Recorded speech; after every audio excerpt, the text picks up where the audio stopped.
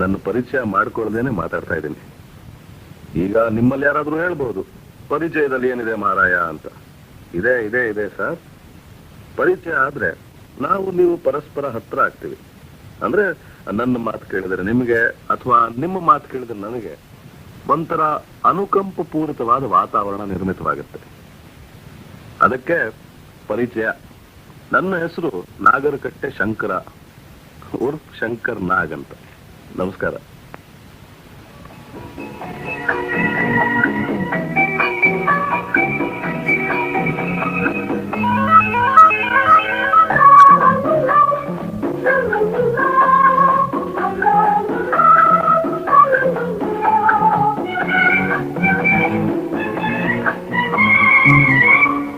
ಇದೇ ನಾಡು ಇದೇ ಭಾಷೆ ಎಂದೆಂದು ನನ್ನದಾಗಿರಲಿ. ಬಹಳ ದಿನಗಳಾದ್ಮೇಲೆ ನಿಮ್ಮನ್ನು ಭೇಟಿ ಮಾಡ್ತಾ ಇದ್ದೀನಿ.